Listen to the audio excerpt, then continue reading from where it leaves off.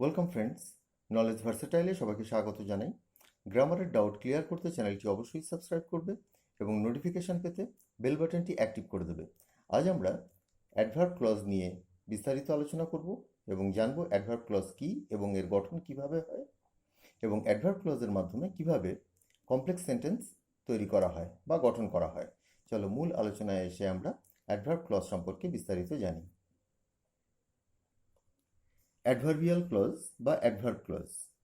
Adverb ক্লজের মাধ্যমে join into complex sentence অর্থাৎ জটিল বাক্য গঠন। আমরা জানি ক্লজ মূলত তিন প্রকার: প্রিন্সিপাল ক্লজ, সাবঅর্ডিনেট ক্লজ এবং কোঅর্ডিনেট ক্লজ। সাবঅর্ডিনেট ক্লজকে আবার তিন ভাগে ভাগ করা হয়: নাউন বা নমিনাল ক্লজ, অ্যাডজেক্টিভ বা রিলেটিভ ক্লজ এবং অ্যাডভার্বিয়াল ক্লজ বা অ্যাডভার্ব ক্লজ। আজ আমরা অ্যাডভার্বিয়াল ক্লজ অর্থাৎ সাবঅর্ডিনেট ক্লজের তৃতীয় পার্টকে আমরা আজকে আলোচনা করছি। প্রথমে সংজ্ঞাটা দেখছি।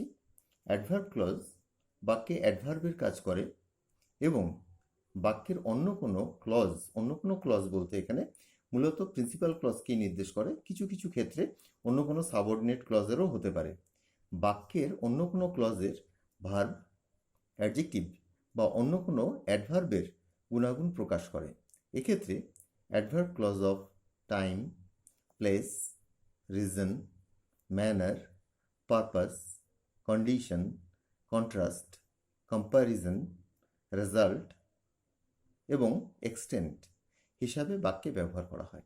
অর্থাৎ এখানে যে পয়েন্টগুলো পেলে অ্যাডভার্ব ক্লজ এইগুলোর রূপ ধারণ করে বাক্যে ব্যবহার হয় এবং টাইম, প্লেস, রিজন ইত্যাদি একটি ক্লজের মাধ্যমে প্রকাশ পায়। যখন কোনো ক্লজের মাধ্যমে, ক্লজ কথার অর্থ বাক্যাংশ, বাক্যের অংশ যেখানে অবশ্যই একটি সাবজেক্ট, সেটা উজ্জ্বল থাকতে পারে অর্থাৎ আন্ডারস্টুডও থাকতে পারে এবং একটি অবশ্যই ফাইনাইট ভার্ব থাকবে, তো তাকে ক্লজ বলে। তো ক্লজের মাধ্যমে time, place, reason, manner, purpose, condition, contrast ইত্যাদি যখন প্রকাশ পাবে তখন বুঝতে পারবে যে এগুলো অ্যাডভার্ব ক্লজ এবং এগুলো অন্য কোনো ক্লজের ভার্ব সম্পর্কে কিছু বলবে বা অ্যাডজেক্টিভ সম্পর্কে কিছু বলবে বা অন্য কোনো অ্যাডভার্ব সম্পর্কে কিছু বলবে। তো এ সম্পর্কে আমরা এবার ডিটেলে নিচে উদাহরণের মাধ্যমে জানছি। Point 2, time. যখন সময় নির্দেশক কোনো শব্দ বাক্যে থাকে সেটা অ্যাডভার্ব হয়। যেমন ধরো নাও, দেন, হি উইল কাম নাও। এখানে নাওটা কি? একটা অ্যাডভার্ব। ঠিক একই রকমভাবে সেই নাওয়ের পরিবর্তে যখন একটা পুরো ক্লজ একটা সময়কে নির্দেশ করে দেবে তখন সেই ক্লজটা হয়ে যাবে অ্যাডভার্ব এবং তাকে অ্যাডভার্ব ক্লজ অফ টাইম বলবে। তো এখানে খেয়াল করে দেখো, সময় নির্দেশক অর্থাৎ অ্যাডভার্ব ক্লজ অফ টাইমে আমরা যে লিঙ্কারগুলো ব্যবহার করব সেগুলো হচ্ছে হোয়েন, যখন, হোয়াইল, যখন, আফটার, পরে, বিফোর, পূর্বে, টিল, যতক্ষণ পর্যন্ত, আনটিল, যতক্ষণ না পর্যন্ত, হোয়েন এভার, যখনই হোক না কেন। এগুলো তোমাদের ব্যবহার হবে এবং অ্যাডভার্ব ক্লজ অফ টাইম প্রকাশ পাবে।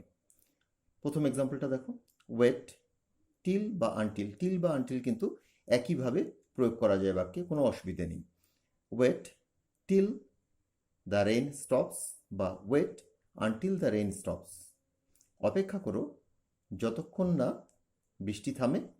আর যদি টিল বলো, অপেক্ষা করো যতক্ষণ বৃষ্টি থামে, অর্থাৎ বৃষ্টি না থামা পর্যন্ত অপেক্ষা করো। এখানে টিল দ্য রেইন স্টপস একটা সময়ের উল্লেখ করেছে যে যখন বৃষ্টি থামবে, বৃষ্টি থামা পর্যন্ত তুমি অপেক্ষা করো। অর্থাৎ এখানে এই ভার্বটার যে টাইম সেটা নির্দেশ করছে এই ক্লজের মাধ্যমে। অতএব টিল আনটিল যখন পাবে কোনো ক্লজে তখন বুঝে যাবে এটা অ্যাডভার্ব ক্লজ অফ টাইম। নেক্সটটা দেখো, he came when I started for Delhi. সে এসেছিল যখন আমি দিল্লিতে রওনা দিয়েছিলাম। তো এখানে যখন, যখন বলতে সময়ের কথা বলছে।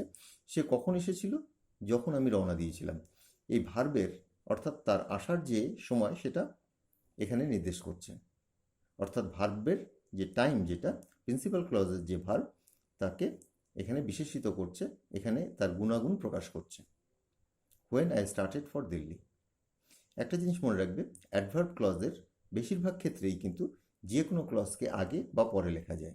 এই সেন্টেন্সটাকে এইভাবেও লেখা যেত, when I started for Delhi, comma, he came. মানে যখন আমি দিল্লির জন্য রওনা দিয়েছিলাম তখন সে এসেছিল, তখনের জন্য কিন্তু আর দেন বসাবে না, তখন একটা জাস্ট কমা বসিয়ে দেবে। তো এখানে when I started for Delhi he came, বা he came when I started for Delhi. তো এখানে হোয়েনটা হচ্ছে সময়কে নির্দেশ করছে, যে সময়টা সে এসেছিল। আমি যখন দিল্লিতে রওনা দিয়েছিলাম তখন সে এসেছিল, অতএব এটা হচ্ছে অ্যাডভার্ব ক্লজ অফ টাইম।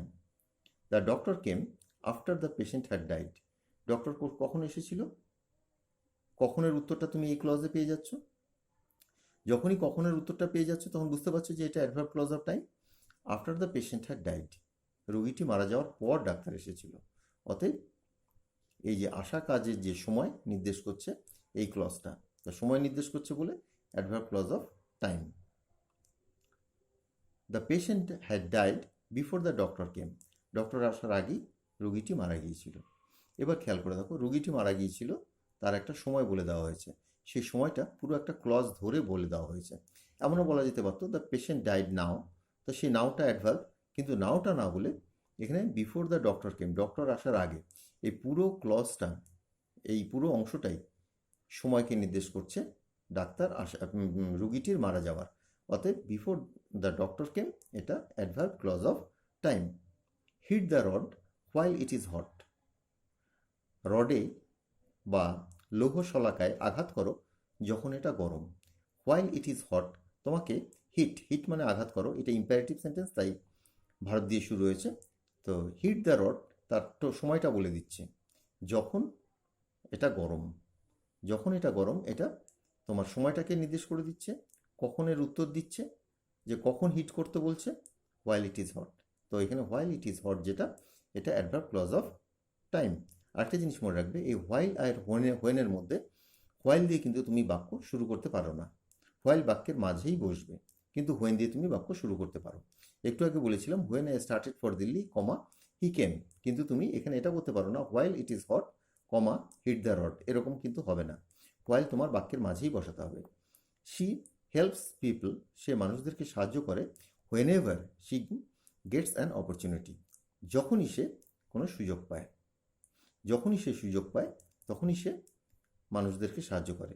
তো সে তার সাহায্য করার সময়টা বলে দিচ্ছে এখানটায়, যখনই সে সময় পায়, অতএব when ever she gets an opportunity এটা অ্যাডভার্ব ক্লজ অফ টাইম। আমরা টাইম সম্পর্কে জেনে গেলাম, এবং তোমরা যে লিঙ্কারগুলো, এই লিঙ্কারগুলোকে ভালো করে মনে রাখবে, লিঙ্কারগুলো মনে রাখতে পারলেই, এবং লিঙ্কারগুলো কী অর্থে প্রকাশ পাচ্ছে সেটা মনে রাখতে পারলেই কিন্তু তোমাদের সমস্যাটা অর্ধেক মিটে যায়। এবার আসছি আমরা পরবর্তী পয়েন্টে, adverb clause of place. Adverb রূপে আমরা যদি বলি I live here, I live there, here there, এগুলো অ্যাডভার্ব, এগুলো ভার্বের স্থানকে নির্দেশ করে। অতএব যখন দেখবে কোনো একটা ক্লজ, পুরো ক্লজ এরকম কোনো স্থানকে নির্দেশ করছে, তখন সেই পুরো ক্লজটাই হয়ে যাবে অ্যাডভার্ব ক্লজ অফ প্লেস। এবং অ্যাডভার্ব ক্লজ অফ প্লেসে হোয়ার, হোয়ার এভার, হোয়ার হচ্ছে যেখানে, হোয়ার এভার যেখানেই হোক না কেন, হোয়েন্স যেখান থেকে, এর ব্যবহার নেই, এর ব্যবহার করতে গেলে ভুল হওয়ার সম্ভাবনা রয়েছে, কারণ কিছু কিছু জায়গায় ফ্রম হোয়েন্স আর কিছু কিছু জায়গায় শুধু হোয়েন্স রয়েছে, অর্থাৎ হোয়েন্স কথার অর্থ যেখান থেকে, আবার কিছু কিছু জায়গায় যেখান থেকে অর্থ প্রকাশ করার জন্য ফ্রম হোয়েন্স আছে, সেজন্য এর উদাহরণটা দিইনি। You may go where you like, তুমি যেতে পারো যেখানে তোমার পছন্দ। এখানে কোথায় দিয়ে যদি প্রশ্ন করো জায়গার জন্য, তো তোমার উত্তরটা পেয়ে যাবে যেখানে তোমার পছন্দ। অতএব স্থান সম্পর্কে বলছে, যেই জায়গায় তোমার পছন্দ, এটা অ্যাডভার্ব ক্লজ অফ প্লেস হয়ে গেল। She makes friends wherever she goes, সে যেখানেই যাক না কেন বন্ধু বানায়। কোথায় বন্ধু বানায়? হোয়ার, প্লেস আছে, তো কোথায় দিয়ে যদি প্রশ্ন করো কোথায় বানায়, যেখানেই সে যায়, যেখানেই সে যায়, এটা একটা জায়গার কথা বলা হচ্ছে, অতএব এটা অ্যাডভার্ব ক্লজ অফ প্লেস হয়ে গেল। এবার আসছি পয়েন্ট নাম্বার 4-এ, রিজন। রিজন কথার অর্থ হচ্ছে কারণ। তোমরা কিন্তু লিঙ্কারগুলোকে ভালো করে মনে রাখবে।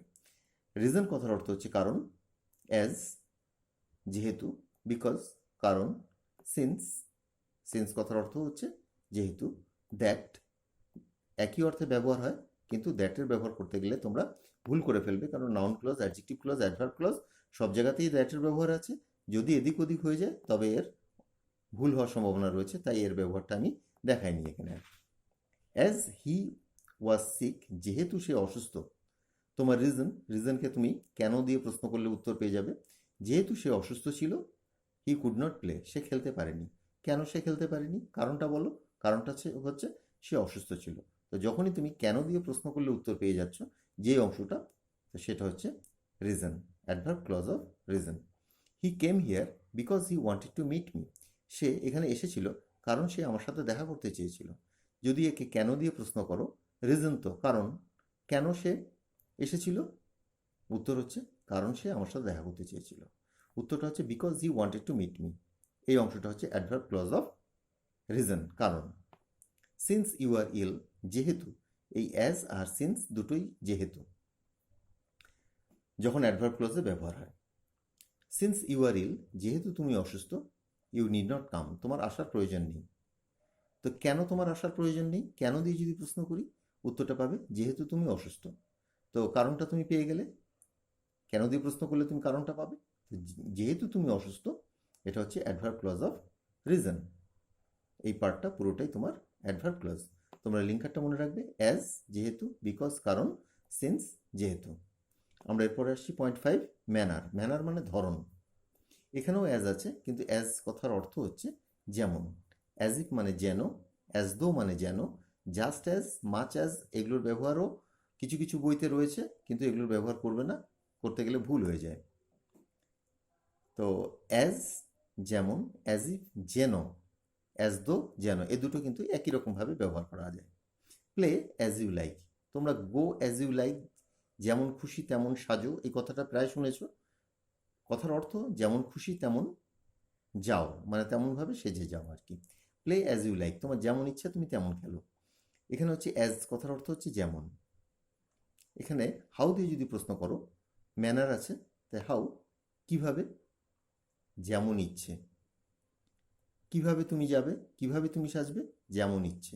অর্থাৎ as you like, as you like, এখানটায় দুটোই হচ্ছে adverb clause of manner. She feels as if she has fever, সে অনুভব করে যেন তার জ্বর আছে। সে কেমন অনুভব করে, হাউ দিয়ে যদি প্রশ্ন করি, কেমন অনুভব করে, যেন তার জ্বর আছে, যেন তার জ্বর আছে। অ্যাজ ইফ মানে যেন। তো এটা হয়ে গেল অ্যাডভার্ব ক্লজ অফ ম্যানার। ঠিক এখানে অ্যাজ ইফের পরিবর্তে আমরা অ্যাজ দো বসাতে পারি, একই রকমভাবে as though she has fever, যেন তার জ্বর আছে। যদিও বলে দিই, অ্যাজ ইফের ব্যবহারই মূলত হয়, অ্যাজ দোর ব্যবহার খুব একটা হয় না। এরপর আমরা চলে আসছি 0.6-এ, পারপাজে।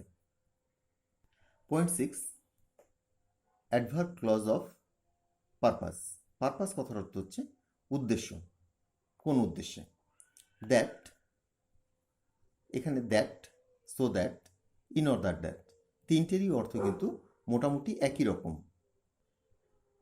এক্ষেত্রে that, so that, in order that, তিনটেরই অর্থ কিন্তু যাতে। তো সেই অর্থে তোমরা দ্যাটের ব্যবহারটাকে অ্যাভয়েড করবে, কারণ দ্যাট অন্যান্য ক্লজে ব্যবহার হয়, মিলে যেতে পারে। তো so that, in order that, এ দুটোরই ব্যবহার করবে। এছাড়া লিস্টের ব্যবহার রয়েছে, লিস্টের ব্যবহারটা একটু ভিন্ন। লিস্টের কথার অর্থ হচ্ছে পাছে, পাছে আমি পড়ে না যাই, আমি আস্তে আস্তে হাঁটছি, পাছে আমি ব্যথা না পাই, এরকম সেন্টেন্সে। তো পারপাসের ক্ষেত্রেও কিন্তু তোমাকে হোয়াই দিয়ে প্রশ্ন করলে তুমি উত্তরটা পাবে। We read that we may learn, আমরা পড়ি যাতে আমরা শিখতে পারি। এখানটায় দ্যাট অর্থ হচ্ছে যাতে। তো দ্যাট এই জায়গায় এরকমভাবে ব্যবহার করলে তোমাদের ভুল হওয়ার সম্ভাবনাটা রয়েছে। তো এর পরিবর্তে সো দ্যাটের ব্যবহার করে দেবে। সো দ্যাট মানে যাতে, ইন অর্ডার দ্যাট মানেও যাতে। তো দ্যাট ব্যবহার না করে এগুলোর ব্যবহার করবে। তোমাদের যে সমস্যা, যে কোনো সন্দেহ যে ভুল হলো কিনা দ্যাট ব্যবহারটা, সেটা থাকবে না। হি ওয়াক্স ফাস্ট, সে দ্রুত হাঁটে, so that he can reach early, সে তাড়াতাড়ি পৌঁছতে পারে। সে কেন তাড়াতাড়ি হাঁটে, যদি এই জায়গাটা প্রশ্ন করো সে কেন তাড়াতাড়ি হাঁটে, উত্তরটা হচ্ছে যাতে সে তাড়াতাড়ি পৌঁছতে পারে। তো তার যে হাঁটার উদ্দেশ্যটা তুমি জানতে পারলে, পারপাস মানে উদ্দেশ্য। তো যখন উদ্দেশ্যটা তুমি জানতে পারলে, সেই উদ্দেশ্য যে ক্লজের মাধ্যমে প্রকাশ পাচ্ছে, সেই ক্লজটা কি বলবে তোমার, অ্যাডভার্ব ক্লজ অফ পারপাস। তো এক্ষেত্রে পুরো ক্লজটাই অ্যাডভার্ব ক্লজ। এক্ষেত্রে that we may learn, adverb clause. আর এই ক্লজের যে লিঙ্কার, সেটা মনে রাখবে এবং তাদের অর্থটাও ভালো করে মনে রাখবে। Work hard, in order that you may succeed. কঠিন পরিশ্রম করো ইন অর্ডার দ্যাট, যাতে তুমি সফল হতে পারো। এখানে খেয়াল করে দেখো, that, so that, in order that একই অর্থ প্রকাশ করছে। তো এখানে তোমার উদ্দেশ্যটা, তুমি কেন কঠিন পরিশ্রম করবে, তোমার উদ্দেশ্য হচ্ছে যাতে তুমি সফল হতে পারো। কেন দিয়ে প্রশ্ন করলে উত্তর পেয়ে যাবে। আচ্ছা, এখানে ওয়াক ওয়াক কেয়ারফুলি, সতর্কতার সাথে হাঁটো, লিস্ট ইউ শুড ফল, পাছে তুমি পড়ে না যাও। একটা জিনিস খেয়াল করবে, আমি বলছি পাছে তুমি পড়ে না যাও, এখানে বাংলার সাথে কিন্তু ইংরেজির বাক্যের কোনো মিল নেই, কিন্তু এর অর্থটা এটাই। এখানে কোথাও নট নেই, কিন্তু তবুও বলছি পাছে তুমি পড়ে না যাও। আরেকটা জিনিস মনে রাখবে, লিস্ট যখনই ব্যবহার করবে তখনই তোমাদের শুডের ব্যবহার কিন্তু করতেই হবে। লিস্টের সাথে শুড অঙ্গাঙ্গিকভাবে জড়িত। এখানে দেখো লিখে দিয়েছি শুড মাস্ট, মানে তোমাকে লিখতেই হবে, আর শুডের পরে কিন্তু ভার্বের প্রেজেন্ট ফর্ম হয়। তো এখানেও যদি প্রশ্ন করো যে তুমি কেন কেয়ারফুলি হাঁটবে, পাছে তুমি পড়ে না যাও, এটাই তোমার উদ্দেশ্য। অতএব লিস্ট যদি থাকে এবং তার এই ব্যবহারটা থাকে, লিস্টের এই একটা ব্যবহারই হয়, তো তোমরা বুঝে যাবে যে এটা হচ্ছে অ্যাডভার্ব ক্লজ অফ পারপাস। পরের পয়েন্টে চলে আসছি। Point 7, condition. কন্ডিশন হচ্ছে শর্ত। যদি তবে, যদি তবে এরকম যদি কোনো শর্ত থাকে তবে বুঝতে পারবে যে সেটা অ্যাডভার্ব ক্লজের মধ্যে রয়েছে, এবং adverb clause of condition. If যদি, ইন কেস যদি, আনলেস যদি না, ইত্যাদি। প্রোভাইডেড এই শর্তে যে, প্রোভাইডেড মূলত একই সেন্স ক্লিয়ার করে, কিন্তু এর মানেটা হচ্ছে এই শর্তে যে। আর ওয়েদার কথার অর্থ হচ্ছে কিনা। তো তোমরা ওয়েদার হচ্ছে নাউন ক্লজে যেভাবে ব্যবহার হয়, অ্যাডভার্ব ক্লজেও ঠিক একই রকমভাবে ব্যবহার হয়, কিন্তু অ্যাডভার্ব ক্লজে এর অর্থটা দেখতে হয় যে এটা একটা শর্তের দিক থেকে আসছে, এবং নাউন ক্লজে দেখতে হয় যে এটা কোনো ভার্বের অবজেক্ট রূপে ব্যবহার হয়েছে, কিন্তু গঠনগত দিক থেকে দুটো একই। তো সেই জন্য যেহেতু এটা নাউন ক্লজের সাথে আইডেন্টিক্যাল, একই রকম হয়ে যায়, তাই ওয়েদারের এক্সাম্পল আর এখানে দিইনি। তো তোমরা ওয়েদারের ব্যবহারটা সেই অর্থে করবে না। নাউন ক্লজে যেইভাবে ওয়েদারের ব্যবহার হয়, অ্যাডভার্ব ক্লজেও ঠিক একই রকমভাবে ব্যবহার হয়, শুধুমাত্র তোমাদের যে দেখার সেন্স, বোঝার সেন্স, সেটাই ভিন্ন হয়। আচ্ছা, ইফ, ইন কেস, আনলেস, এগুলো সবারই সব কিছুরই অর্থ যদি। ইউ ক্যান লিভ ইট, তুমি এটাকে ছেড়ে দিতে পারো, ইফ ইউ ওয়ান্ট, যদি তুমি চাও। এখানে যদি তবে, এক্ষেত্রে কিন্তু তুমি ইফ দিয়েও বাক্যটা শুরু করতে পারো। ইফ ইউ ওয়ান্ট, যদি তুমি চাও, কমা, তবে ইউ ক্যান লিভ ইট, তবের জন্য কিন্তু দেন দিও না, কমা দেবে। তো এক্ষেত্রে শর্ত প্রকাশ করছে যদি তবে, এরকম শর্ত যদি পেয়ে যাও তো বুঝতে পারবে সেটা adverb clause of condition. You can leave it, তুমি এটা ছেড়ে দিতে পারো, ইফ ইউ ওয়ান্ট, যদি তুমি চাও, বা যদি তুমি চাও তবে তুমি ছেড়ে দিতে পারো এটা। তো তবের জন্য তোমার একটা জাস্ট কমা দিতে হবে। তো ইফ ইউ ওয়ান্ট, যদি তুমি চাও, এই শর্ত প্রকাশ করছে, শর্ত প্রকাশ করলেই adverb clause of condition. I shall come in case I have time, আমি আসব ইন কেস ঘটনাক্রমে বা বাস্তবে যদি আমার সময় থাকে, যদি আমার সময় থাকে, এটা তোমার সেই শর্তকে নির্দেশ করছে। অতএব অ্যাডভার্ব ক্লজ অফ কন্ডিশন, এই শর্ত পূরণ হলে তবেই আমি আসব, আমার আশাটা এই শর্তের উপর নির্ভরশীল, অর্থাৎ ইন কেস তোমার adverb clause of condition. He will not go unless you come, যদি না তুমি আসো সে যাবে না। এক্ষেত্রে কিন্তু আনলেস দিয়েও বাক্যটা শুরু করতে পারো, unless you come, comma, he will not go, যদি না তুমি আসো তবে সে যাবে না। তো এখানে যদি না তুমি আসো, তো এটা একটা শর্তকে নির্দেশ করছে, যদি না তুমি আসো তবে সে যাবে না, তার যাওয়াটা নির্ভর করছে এই শর্তের উপর, অর্থাৎ adverb clause of condition. Next দেখো, I shall give you money, আমি তোমাকে টাকা দেবো, অর্থ দেবো, প্রোভাইডেড। প্রোভাইডেড কথার অর্থ হচ্ছে এই শর্তে যে, এটাকে মনে রাখবে। অনেকেই দেখবে যে প্রোভাইডেড কথাটা ব্যবহার করে, কিন্তু তার অর্থটা সম্পর্কে সবার ধারণাটা পরিষ্কার নয়, তো সেই জন্য লিখে দিয়েছি এই শর্তে যে। এই শর্তে যে you return it in time, তুমি সময় মতো এটাকে ফিরিয়ে দেবে। তো প্রোভাইডেড যখনই থাকবে এটা একটা শর্ত নির্দেশ করছে, এই শর্তে যে। অতএব যখনই শর্ত নির্দেশ করছে অ্যাডভার্ব ক্লজ অফ কন্ডিশন। তো তোমরা যে লিঙ্কার আছে সেগুলোর প্রতিও ধ্যান দেবে এবং এদের অর্থগুলো জেনে রাখবে। Provided you return it in time, এই শর্তে যে তুমি এটা সময় মতন আমাকে ফিরিয়ে দেবে। এরপর একটু অন্য ধরনের শর্ত নিয়ে এখানে আলোচনা করছি। যদি শর্তটা বাস্তবিক হয়, বাস্তব হয়, তবে ইফের পর প্রেজেন্ট ফর্ম, এবং তার পরের অংশটা ফিউচারে হয় সাধারণত, ব্যতিক্রমও আছে। ইফ হি কামস, যদি সে আসে, হি উইল হেল্প ইউ, সে তোমাকে সাহায্য করবে। যদি সে আসে তবে সে তোমাকে সাহায্য করবে, যদি সে আসে তবেই সাহায্য করার কাজটা হবে, অর্থাৎ ভার্বটা নির্ভর করছে এই শর্তের উপর। সুতরাং এটা হয়ে গেল তোমার অ্যাডভার্ব ক্লজ অফ কন্ডিশন। ইফকে তুমি পরেও বলতে পারো, এক্ষেত্রে দেখেছো ইফের ব্যবহার পরে হয়েছে। পরেরটা যেটা দিয়েছি এটা হচ্ছে সাবজাংটিভ মুডে, আমার সাবজাংটিভ মুডের উপর ডিটেল ভিডিও রয়েছে, সেগুলো একটু দেখে নিও। এই শর্তটা হচ্ছে অবাস্তব শর্ত। ইফ আই ওয়ার ইউ, আমি যদি তুমি হতাম, আই উড সেভ মানি, আমি অর্থ সঞ্চয় করতাম, অর্থাৎ আমি যদি তুমি হতাম আমি অর্থ সঞ্চয় করতাম। তো এখানে এটা অবাস্তব, তো অবাস্তব শর্তের ক্ষেত্রে কিন্তু তোমার আই এর সাথে ওয়ার বসে এবং এক্ষেত্রে মডেলের ব্যবহার হয়। তো সাবজাংটিভ মুডের যে ভিডিওগুলো রয়েছে সেগুলো ডিটেলে দেখবে, সেখানটায় তোমরা সাবজাংটিভের প্রেজেন্ট, পাস্ট, পাস্ট পার্টিসিপল এগুলো নিয়ে ডিটেলে জানতে পারবে। চলো পরবর্তী পয়েন্টে আসি।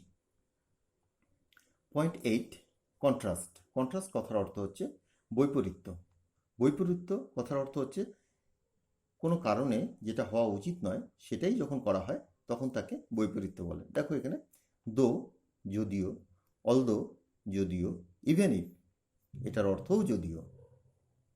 যদিও তবুও বলে আমরা যে বৈপরীত্যের বাক্য বা লিখি ইংরেজি বা বাংলায়, সেগুলোকে বলে কন্ট্রাস্ট। দো বা অলদো একইভাবে আমরা ব্যবহার করতে পারি, এইটা বাক্যের মাঝেও ব্যবহার করা যায় এবং বাক্যের শুরুতেও ব্যবহার করা যায়। দো যদি শুরুতে ব্যবহার করো মাঝে তুমি কমা দেবে, আর নয়তো মাঝে থেকে শুরু করলে কমার কোনো প্রয়োজন নেই। তো দো এর সাথে যে পার্টটা থাকবে সেটা সেই বৈপরীত্যের অংশ, তো এই পার্টটাই তোমার হয়ে যাবে অ্যাডভার্ব ক্লজ অফ কন্ট্রাস্ট। দো বা অলদো হি ইজ পুয়ার, যদিও সে গরিব, হি ইজ হ্যাপি, তবুও সে সুখী, যদিও তবুও। তো যদিও সে গরিব, গরিব হলে সুখী হওয়ার সম্ভাবনা কমে যায়, তো সেই জন্য এখানে বলা হচ্ছে যদিও সে গরিব তবুও সে সুখী। তো এখানে যদিও সে গরিব এই পার্টটা কন্ট্রাস্টের অংশ, বৈপরীত্যের অংশ, তাই এটাকে অ্যাডভার্ব ক্লজ অফ কন্ট্রাস্ট বলছে। Even if it rains I shall come. Even if it rains, বৃষ্টি যদি হয়ও, আই শ্যাল কাম, যদিও বৃষ্টি হয় তবুও আমি আসব, বৃষ্টি যদি হয়ও তবুও আমি আসব। অর্থাৎ এখানে বৃষ্টি হলে আসার সম্ভাবনাটা কমে যায়। তো এখানে ইভেন ইফ এটা যদিও অর্থে প্রকাশ পাচ্ছে এবং যদিও বৃষ্টি হয় তবুও আমি আসব, এই বৈপরীত্যের জন্য এই পার্টটা যেটা বৈপরীত্যকে নির্দেশ করছে ইভেন ইফ দিয়ে, ইভেন ইফ জুড়ে যাওয়ার জন্য বৈপরীত্যটা এই জায়গায় জুড়ে গেছে, তো সেই জন্য এটা তোমার অ্যাডভার্ব ক্লজ অফ কন্ট্রাস্টের মধ্যে চলে এলো। লিঙ্কারগুলো মনে রাখবে, though, although, even if, adverb clause of contrast. এবার আসছি কম্প্যারিজন। কম্প্যারিজন হচ্ছে তুলনা, একটার সাথে আরেকটার তুলনা। এক্ষেত্রে তোমরা অ্যাজ এর ব্যবহার পাবে। দেখো এগুলো ফাঁকা করে লেখা রয়েছে, কারণ মাঝে কোনো সময় অ্যাডভার্ব বা কোনো সময় অ্যাডজেক্টিভের ব্যবহার হবে।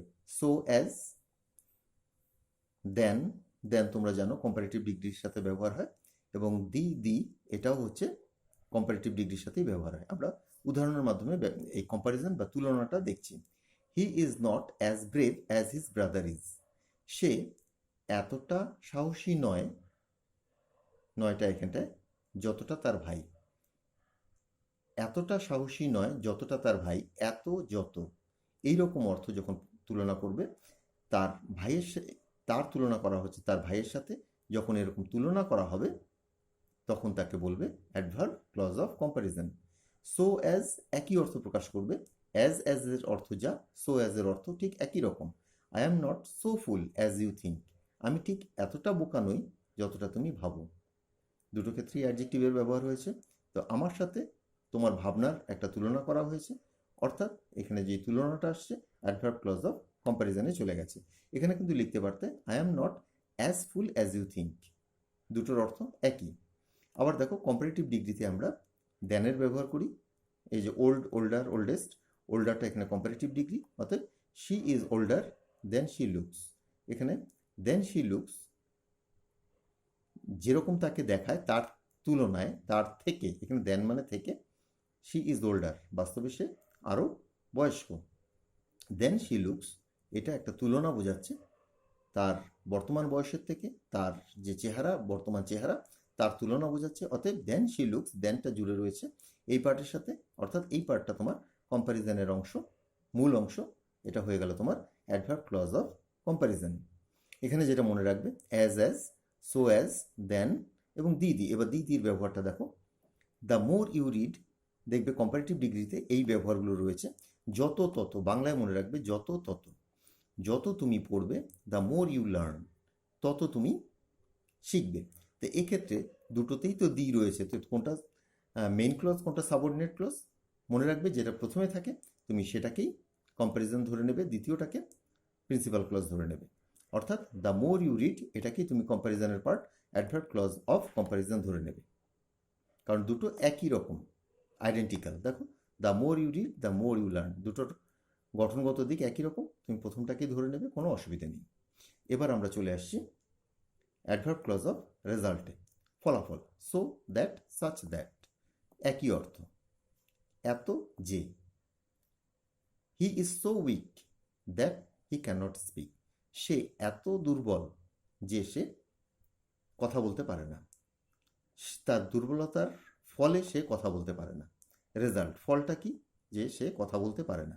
অতএব এখানটা সো দ্যাটের এই ব্যবহারটা হবে। হি ইজ সো উইক, এখানে কিন্তু সোটা তোমার সাবঅর্ডিনেট ক্লজের, অ্যাডভার্বিয়াল ক্লজের part. So that he cannot weak, অর্থাৎ তোমাকে সাবঅর্ডিনেট ক্লজের যে অ্যাডভার্ব ক্লজের পার্ট সেটা হচ্ছে so that he cannot speak, এটা হচ্ছে অ্যাডভার্ব ক্লজ অফ রেজাল্ট। যদিও বেশিরভাগ বইতে এই রেজাল্ট দিয়ে কোনো অংশ থাকে না। He speaks in such a low voice that none can hear, সে এতটাই নিচু স্বরে কথা বলে যে কেউ শুনতে পায় না। এতটাই যে, এখানেও ছিল এতই দুর্বল যে, একই অর্থ দুটোই। তো সাচ দ্যাটের ব্যবহার খুব কম, সো দ্যাটের ব্যবহারটা সবচেয়ে বেশি। সো দ্যাট কিন্তু একসাথে হলে যাতে, আর দুটো যদি আলাদা আলাদা হয়ে বসে তবে এত যে। এখানে সাচ দ্যাট একই অর্থ প্রকাশ করছে, সে এত নিচু স্বরে কথা বলে যে কেউ শুনতে পায় না। তো এগুলো চলে গেল তোমার অ্যাডভার্ব ক্লজ অফ রেজাল্ট। এবার আসছি adverb clause of extent. Extent মানে পরিমাণ, কত দূর পর্যন্ত। এখানে আছে as far as, so far as, দুটোর অর্থ একইভাবে ব্যবহার করতে পারো। যতটা বা যতটা পরিমাণ, as far as I know, আমি যতটা জানি, হি ইজ ইনোসেন্ট, সে নির্দোষ। এখানে সো ফার অ্যাজ দিয়েও ব্যবহার করতে পারতে। So far as I know he is innocent, যতটা আমি জানি সে নির্দোষ। এটা হয়ে গেল তোমার অ্যাডভার্ব ক্লজ অফ এক্সটেন্ট, যদিও এর ব্যবহার বইতে খুব একটা বেশি দেওয়া থাকে না। তো আমরা অ্যাডভার্ব ক্লজ কিভাবে গঠন করা হয় তার বিস্তারিত জানলাম। তোমরা এটা কিন্তু রিপিটেডলি অনেকবার না দেখলে বিষয়টাকে ক্লিয়ার করতে পারবে না। তো আজকের আলোচনাটা এখানেই শেষ করছি। আমার পূর্ববর্তী ভিডিওর কিছু লিঙ্ক তোমরা নিচে ডেসক্রিপশনে পেয়ে যাবে, সেখান থেকে দেখে নিও। সকলে ভালো থেকো, বাই।